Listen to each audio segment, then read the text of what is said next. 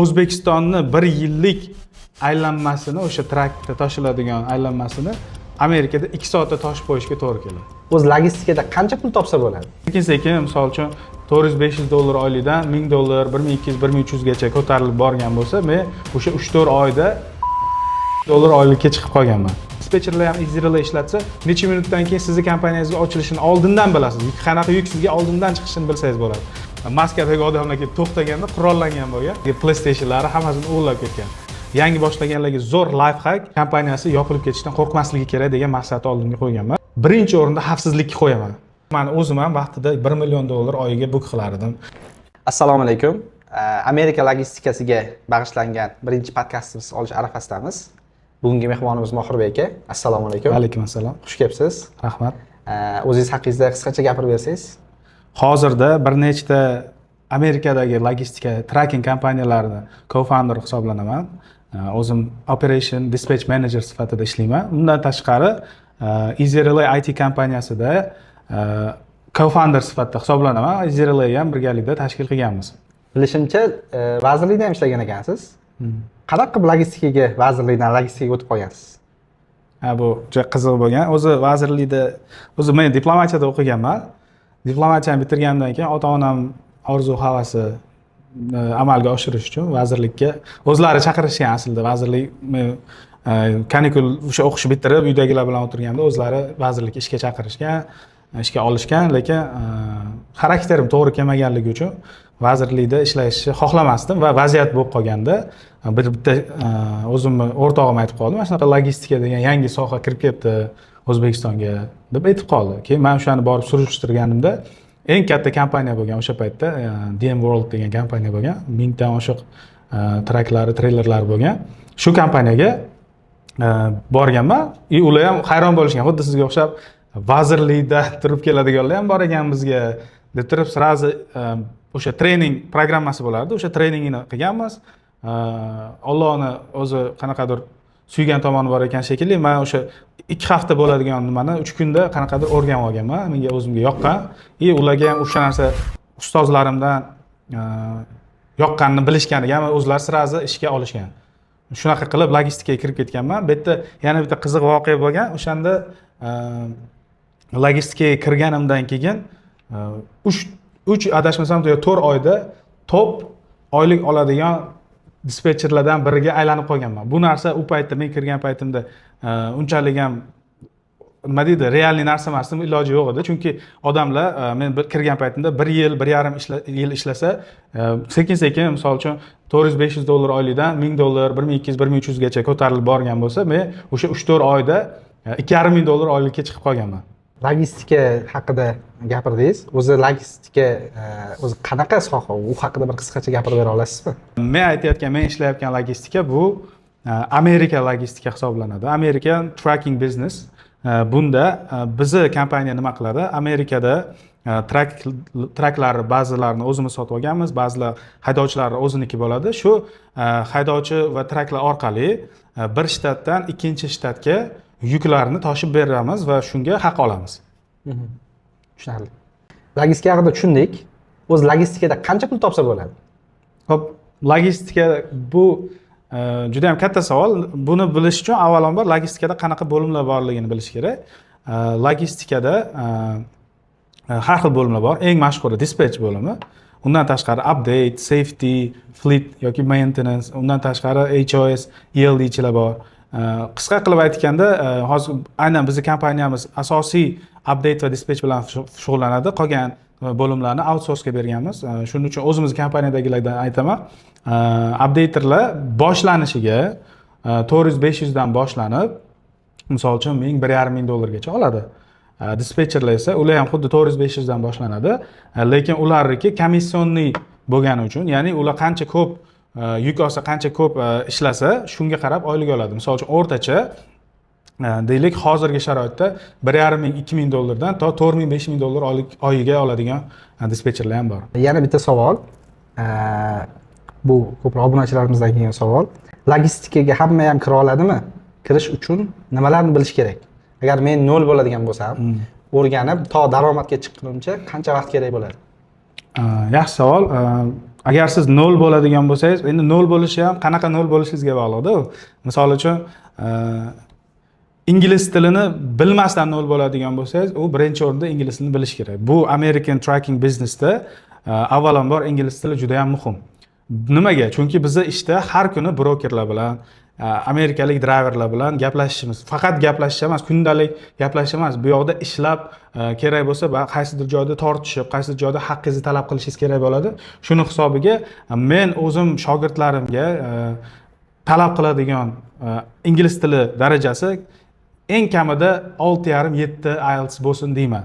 Agar undan kam bo'ladigan bo'lsa ham eplab ketishi mumkin, lekin o'zi qiynaladi, ko'proq vaqt ketadi. Undan ko'ra o'sha 6,5, 6 bo'ladigan bo'lsa yoki 5,5 bo'ladigan bo'lsa, yana 3-4 oy o'qib turib, o'sha 6,5 qilib kelsa yoki 7 qilib keladigan bo'lsa, bu yoqda ishlab ketishi oson bo'ladi. Chunki bu yoqda brokerlar bilan ishlanadi, kompaniyani nomidan siz representative, vakil sifatida ishlaysiz. U odamni misol uchun tilni bilmaydi, gapirishni tushunmay tursangiz, butun kompaniyadagi ishchilarga minus bo'ladi, o'z-o'zidan sizni yomon ko'rib qoladi. Shuning uchun sizlarga tavsiyam kamida 6,5-7 qilib kelish kerak aytsa. Endi keyingi savol asosiy qismiga o'tadigan bo'lsak, qancha vaqt ketadi? Agar siz 6,5 yoki 7 qilib keladigan bo'lsangiz, hozirgi sharoitda birinchi o'rinda 1 oy, misol uchun 1 oy demaylik, 2 hafta o'zingizga bog'liq. Kimdir boyaga 3 kunda o'rganib qo'yishi mumkin. 1 hafta, 2 hafta teoriya, nazariya o'rganadigan bo'lsa, undan keyin 1 oy, 1,5 oy praktika qiladi. Bizning kompaniyada misol uchun hozir shunaqa ishlaydi. Praktika qilgandan keyin sekin ishni olib ketishiga qarab oylikka kiradi. Boyagi $1,000, $1,500 oylik dispetcher darajasiga chiqishi o'ziga bog'liq bo'ladi bu yoqda. O'sha 1-1,5 yilda o'sha kerak bo'lsa 4-5 mingga ham chiqsa bo'ladi. Avvalambor bu Allohdan, lekin sababi yaxshilab harakat qilish kerak.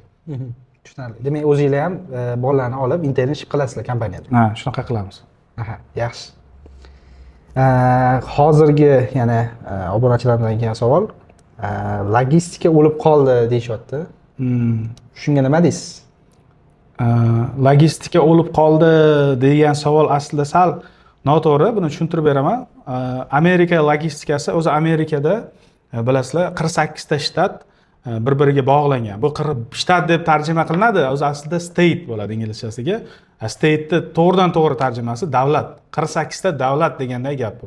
48 ta davlat, misol uchun Texas shtati bu O'zbekiston territoriyasidan ham katta, misol uchun 2 ta time zonda bu.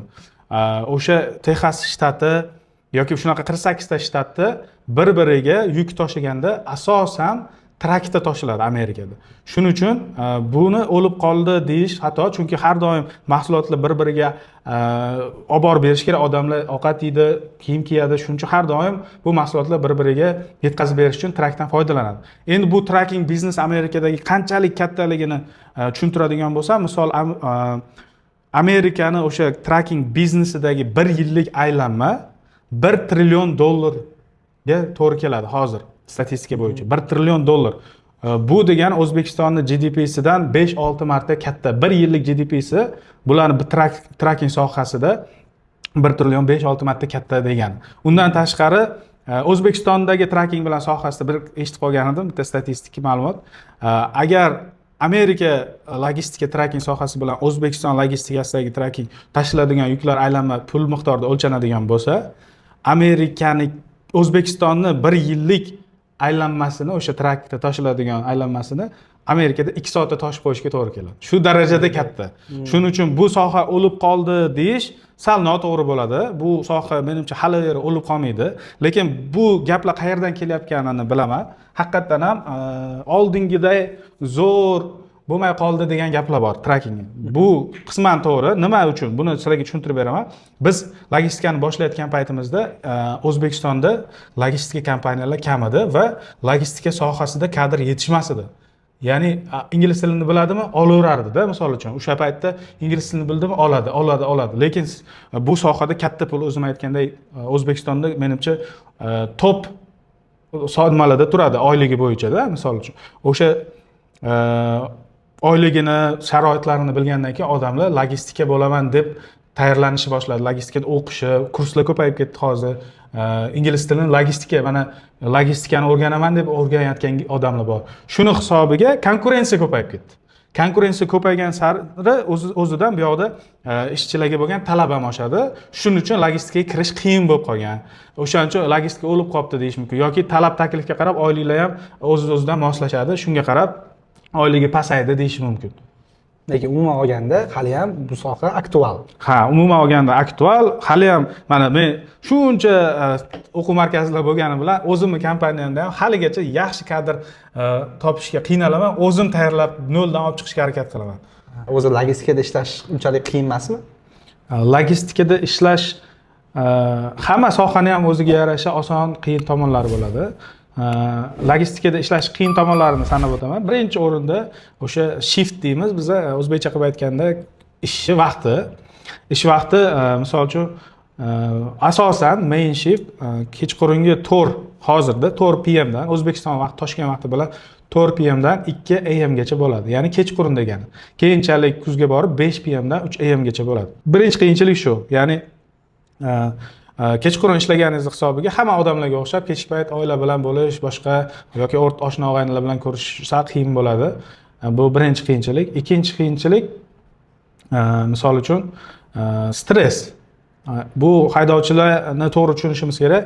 Kun bo'yi yo'lda yuradigan odamlar bo'ladi. Kun bo'yi yo'lda yurgandan keyin o'sha yo'lda har xil voqealar bo'ladi. O'shanga asabiy odam bo'lib qoladi ko'pi. Shuni hisobiga u odamlar bilan muloqotda bo'lish ham sizni asabiy qilib qo'yishi mumkin.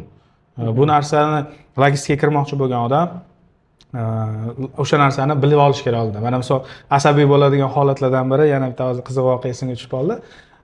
Bir marta shunaqa holat bo'lganki, bizani haydovchimiz PlayStation 5 yangi chiqqan payti bo'lgan-ku. PlayStation 5 yangi chiqqan paytida o'sha bir biza fura deyshadi o'zbeklar, treylerda inglizchasiga treyler, bir treyler katta 53 feet treyler PlayStation'ni toshish kerak bo'lgan.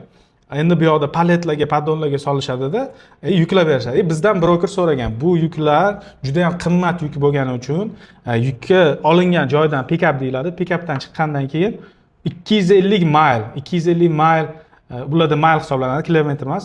250 mil masofa to'xtamasdan yurish kerak bo'lganda. 2 kishi bo'lgan u trakda. Ikkita haydovchi bo'lgan, navbat-navbat bilan haydash kerak bo'lgan. Shunaqa bo'lib qolganki, xullas, где-то 120 mil yurgandan keyin endi odamzod har xil bo'lishi mumkin. Hojatga chiqish kerak bo'lib qolganda haydovchi, tushunasizmi? Keyin aynan o'sha paytda broker telefon qilgan bu haydovchilarga. Telefon qilib turib, qanaqasizlar, yaxshi ketyapsizlarmi deb so'ragan, inglizchasiga so'rasa, ha shunaqa, lekin mana shunaqa to'xtab hojatga kirib chiqsam bo'ladimi deb so'ragan brokerdan. So'raganda, ha bo'ladi deb so'ragan. Bular truck stopga to'xtagan.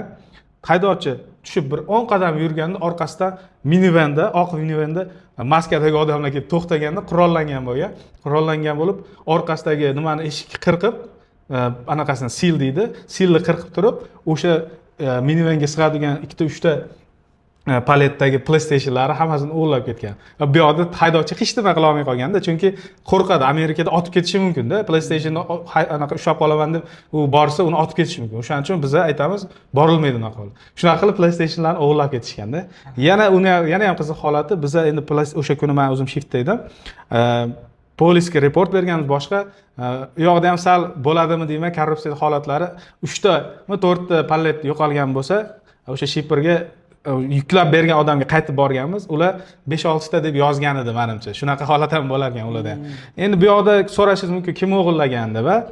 Meni fikrimcha o'sha shippingda yuklayotgan joydagilar bilsa kerak, o'sha nima chiqishini, shunga qarab menimcha operatsiya qilishgan. Bu masalan PlayStation 5 juda ham bir qimmatbaho qurilma bo'lgani uchun uni zararini kim qoplagan?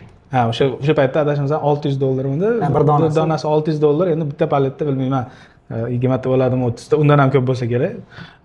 Uni zararini odatda qaysi tomon aybdor bo'lsa, o'shani sug'urtasi qoplab beradi. Bitta biz aybdor bo'lishimiz kerak-da, chunki 250 mil to'xtamay yurishimiz kerak. Bizni qutqarib qolgan narsa o'sha paytda broker telefon qilganida haydovchi brokerdan so'ragan va u yozuv gaplashilgan muloqot yozilib qolganda, shu orqali broker o'zing ruxsat bergansan deb turib, brokerni o'zini sug'urtasi to'lab bergan. Juda qiziq voqealar bo'lib turar ekan sizlarda ham. Boshda aytdingiz, Easy Relay degan kompaniyani co-founderman dedingiz. Shu Easy Relay o'zi nima? Shu haqida bir qisqacha gapirib bersangiz. Easy Relay haqida tushuntirishim uchun, hamma tushunishi uchun Amazon Relay haqida gaplashishim kerak. Amazon kompaniyasi hamma biladi. Endi bilmaganlar uchun tushuntiraman. Bu uzun market bo'lsa, o'zimizda Amerikada, butun dunyoda eng katta marketplace'lardan biri bu Amazon kompaniyasi hisoblanadi. O'sha har xil tovarlarni o'sha o'zini onlayn bozorida sotadi. Endi o'ylashinglar mumkin, bu Amazon narsa sotadi deb o'ylaydi. Yo'q, unaqa emas. Amazon narsa ham sotadi, o'zining mahsulotlari bor, Kindle boshqa. Lekin asosiy qiladigan ishi bu o'sha tovarlarni storage qilish, ya'ni saqlash, to'g'ri saqlash va to'g'ri yetkazib berish bilan shug'ullanadi. Ya'ni logistika bilan shug'ullanadi Amazon. Endi Amerikadagi Amazon da o'zini traklari bilan ham tashiydi, lekin yetmaydi. Juda katta bo'lgani uchun, adashmasam o'zi market valuesi 2.8 trillion Amazon kompaniyasining. Shu xullas traklardan tashqari o'zini Amazon Relay degan platformasi bor. Bu yoqda third party carrierlar, ya'ni bizga o'xshagan spot boshqa ko'chada ishlaydigan carrierlar bilan misol uchun shartnoma tuzib, shular bilan yuk berib, shular orqali yukini u yoqdan bu yoqqa yetkazadi, bir shtatdan ikkinchi shtatga. Shu yuklarni hammasi Amazon Relay platformasida, load boardida, biz load board deymiz, yuk bordida post bo'ladi. Endi Amazon Relay load boardida yuk olinadi, knopkani bosib olinadi, yoqda telefon qilinmaydi, boshqa qilinmaydi, knopkani bosib olinadi, lekin u yoqda load board, Amazon Relay load boardi ishlash uchun eng qulay deb hisoblamaymiz. Ko'pchilik buni biladi. U yoqda nima bo'ladi? O'zidan o'zi refresh, yangi yuklar refresh bo'lmaydi. Ya'ni siz doim yo 15-30 sekundda bir marta yoqib qo'ysangiz yangilab turadi, lekin qaysi yangi yuk chiqdi, narxi oshdimi uni, qayerdan chiqdi, uni juda ham qilish qiyin. Misol uchun 10 ta 20 talik nima bersa, spiska bersa, o'shaning ichida chiqadi. Easy Relay o'z nomi bilan Easy Relay, ya'ni relayni osonlashtirish uchun, o'sha Amazon Relaydan yuk oladigan yoki o'sha yuk olgandan keyin update berib, o'sha yukni monitor qiladiganlarning ishini yanada osonlashtirish, samaradorligini 2-3-10 baravar oshirib yuborish uchun ishlab chiqarilgan IT produkt. Sizni tushunishim bo'yicha, o'zi logistikada o'zi muammolar yetardan ortarli. Endi shulardan ortib, qanaqa qilib Easy Relay platformasini tashkil qilgansiz? Bu yaxshi savol. Avvalambor logistika sohasida men o'zi doim ishimni tizimlashtirishga harakat qilaman. Tizimlashtirib, misol uchun samaradorlikni oshirishga harakat qilaman. Doim bitta ish qilsam, faqat o'shani qilavermayman. Shuni qanaqa qilib yo'lini yaxshilashsam bo'ladi boshqa. O'sha logistikada ishlab turgan paytimda bu juda bir 3-4 yil oldingi gap. 3-4 yil oldin o'sha Amazonda bo'layotgan narsalarni ko'rib, o'sha load board ko'rib, noqulayligini bilib, o'zim o'ylaganman-da, buni yaxshilamasa bo'lmaydi. Misol uchun hozir tasavvur qiling, 4 ta 5 ta trakka qarab o'tiradigan bo'lsangiz, 4 ta 5 ta trakka yo qo'lingizda bosib o'tirish kerak yoki o'sha paytdagi sodda refresher boshqalarni qilasiz, u bilan samaradorlik bo'lmaydi. Odam men 20 ta 25 ta trakka qaraganman o'sha payt. Buni samaradorligini oshirish uchun men birinchi bo'lib shu Easy Relay o'sha paytda shunaqa IT produkt qilishim kerakki, bitta o'zimga emas, shu o'rtoqlarimga ham hammaga ishini samaradorligini oshirib bersin, kompetitivness, o'sha raqobatbardoshligimiz oshsin degan maqsadda shu produkt qilmoqchi bo'lganman. Boyagi boshlanishiga o'zim qilmoqchi bo'lganman buni. IT bitta o'quv markaziga borib, IT sohasida o'qib, shuni o'zim qilmoqchi bo'lganman. Lekin o'z aytganingizdek, IT mana bu logistika sohasida baribir ish ko'p, tizimlashtirganingiz bilan ham. IT da o'zim o'sha guruhdagi eng zo'r bo'lganimga qaramay, baribir IT ga ko'p vaqt ajrata olmadim. 3-4 oy o'qiganimdan keyin IT ga ko'p vaqt ajrata olmasligimni bildim. Lekin IT ga asoslarini tushunib oldim. Qanaqa qilib IT kompaniya yurg'iziladi, jamoa bilan qanaqa ishlanadi, programmistlari yaxshi yomonini tanlash, shunaqa narsalarni bilib olganimdan keyin qiziq narsa o'sha IT ni menga o'qitgan ustozlarimni eng zo'r o'sha mutaxassislar, olimpiadada qatnashganlari bor, xalqaro olimpiadaga chiqqanlar bor, boshqa senior katta dasturchilar, shularni ishga jalb qilib turib, xorijiy investitsiya, o'sha Amerikadagi partnyorlarimizdan investitsiya jalb qilganmiz. Shu bilan birgalikda shu Easy Relayni tashkil qilganmiz. Sir bo'lmasa, Easy Relay qancha pul ketgan? Shu darajaga olib chiqqaninglarcha. Shu aslida bu savol kompaniyaning ichki siri aslida, buni ayta olmayman, lekin shuni aytishim mumkinki, hozir boya aytganimdek, bu kompaniyani tashkil qilib Easy Relayni hozirgi holatga chiqarish uchun o'sha o'zimizning mablag'lar, Amerikadagi sheriklarimiz, o'zbeklar, Amerikada amerikanslar emas, amerikalik sheriklarimizni mablag'lari tikilgan. 3-4 pochka примерно bormi shuncha? Endi undan ancha ko'p. Qancha aniq summalarda ayta olasiz? Endi hammasini ayta olmayman, lekin yaqin pul ketgan. Demak, ancha seriozniy proyekt ekanda, Ha, ancha. O'zi savolda mana masalan shuncha pul tikilgan deyapsiz. Shuncha pul tikib shu loyihani qilishingizga o'zi asosiy nima sabab bo'lgan? Asosiy sabab, bu yoqda sabablar ko'p. Eng katta sabablardan biri o'zi men boshlashimdan asosiy sabab o'sha paytda bir ikkita extension bo'lardi va avtobooker botlar ham bo'lardi. Lekin ularni ishlatadigan bo'lsangiz, kompaniyangiz yopilib ketardi. Avtobooker nima edi o'zi? Yukka o'zi olib beradigan botlar bo'ladi. Amazon unga ruxsat bermaydi. Xullas, o'shanaqa narsalar bo'lardi. Uni ishlatsangiz, kompaniya yopilib ketish katta ehtimol bo'lardi. Siz endi ishimni boya aytganimda ish samaradorligini oshirmoqchiman, lekin bu yoqda ishlatsam, kompaniya yopilib ketish xavfi bor. Shu narsani o'zimga birinchi maqsad qo'yganman. Agar men ertaga shunaqa IT produkt qiladigan bo'lsam, extension qiladigan bo'lsam, birinchi o'rinda xavfsizlikni qo'yaman. Ya'ni bu nimani biz extensionni, biz IT produktlarni ishlatgan odam kompaniyasi yopilib ketishdan qo'rqmasligi kerak degan maqsadni oldimga qo'yganman va shu sababli eng zo'r mutaxassislarni jalb qilganman. Shu sababli ko'proq investitsiya hal qilganman. Birinchi o'rinda безопасность bo'lishi kerak. Shuning uchun ham hozir mana misol uchun EasyRelay'ni 1000 ga yaqin kompaniya ro'yxatga o'tgan EasyRelay'da. O'sha ularga misol uchun EasyRelay ishlatayotganlar biladi. Support tugmasini shunda o'sha EasyRelay o'ziga qo'yib qo'yganmiz. O'sha support tugmasini bossa, to'g'ridan-to'g'ri bizni Telegram kanaliga o'tadi. Xavfsizlikni yana ham oshirish maqsadida biz o'sha birinchi produkt tayyor bo'lganidan keyin srazi biz uni publish qilmaganmiz.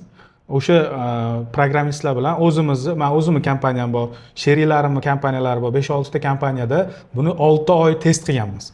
6 oy test qilib, rostdan ham safe, rostdan ham Amazon buni xavfsiz sifatida Amazon Relay'da ishlatishini o'zimiz amin bo'lgandan keyin publish qildik. Mana o'sha hozir 1000 dan ortiq 1000 ga yaqin kompaniya ro'yxatdan o'tgan.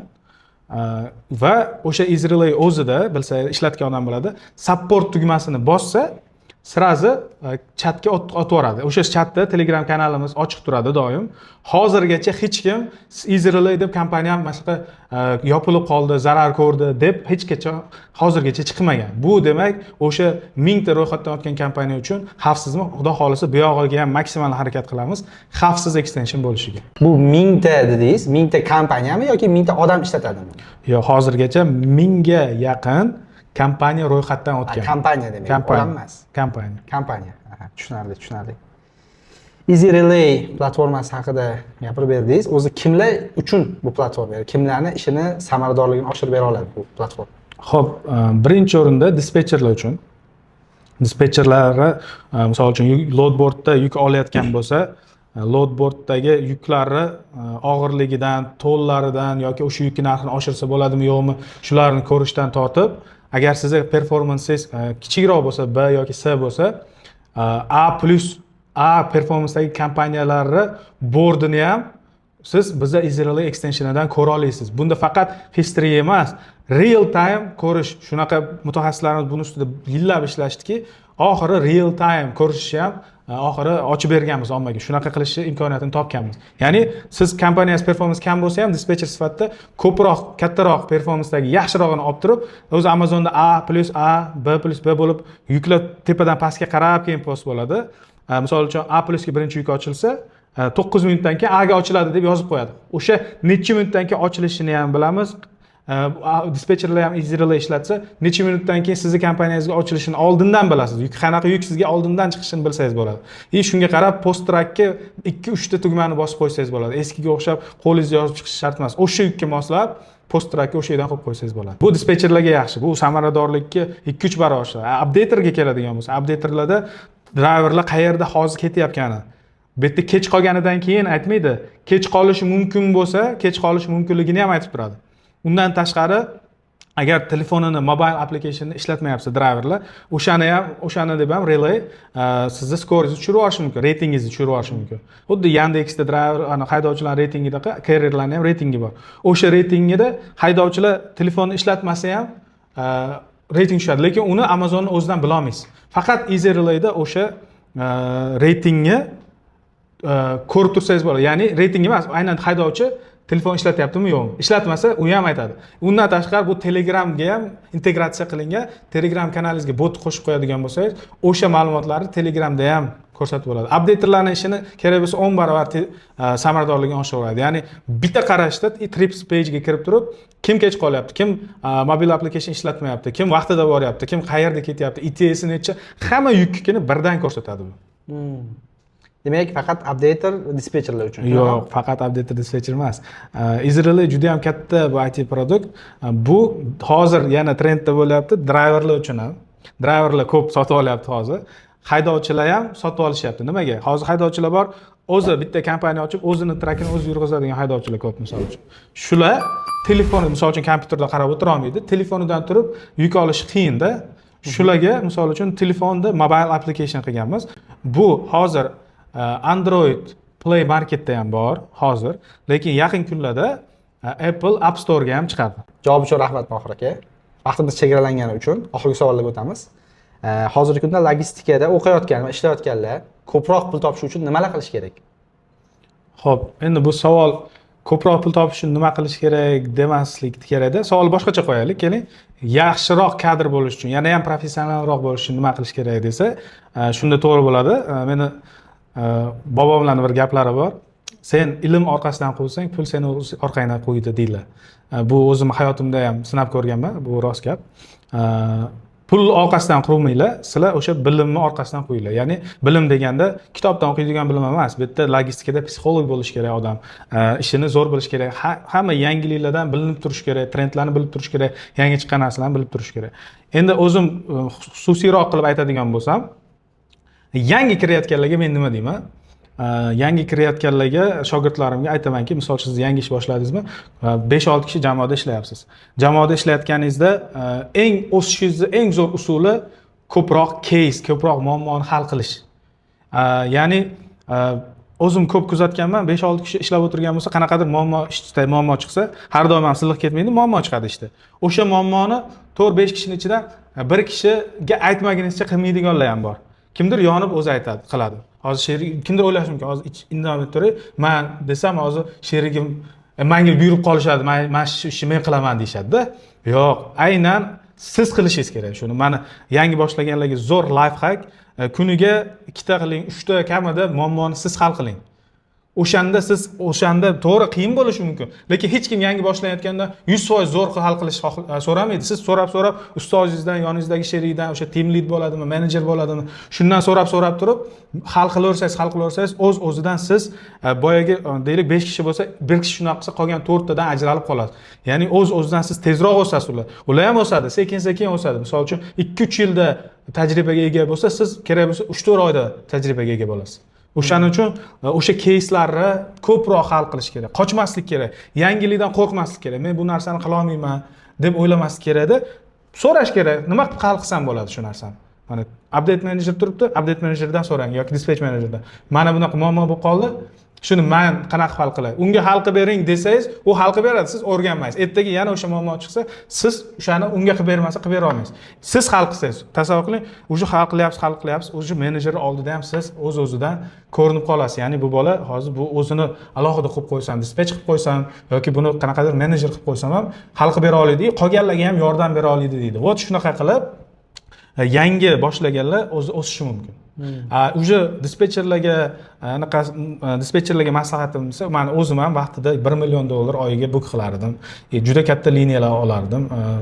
One of the best o'sha kompaniyamda top dispetcherlardan biri bo'lganman. Endi maqtanish uchun emas, nima uchun meni eshitish kerak men degan odamlarga mana shu narsani aytayapmanki, meni eshitsanglar ham xuddi shunga yoki bundan ham oshiq nimalarga erishishinglar mumkin. Ya'ni nima qilish mumkin dispetcherlar? Dispetcherlarga aytadigan gapim, faqat kuninglarni bugungi kun bilan yashamanglar.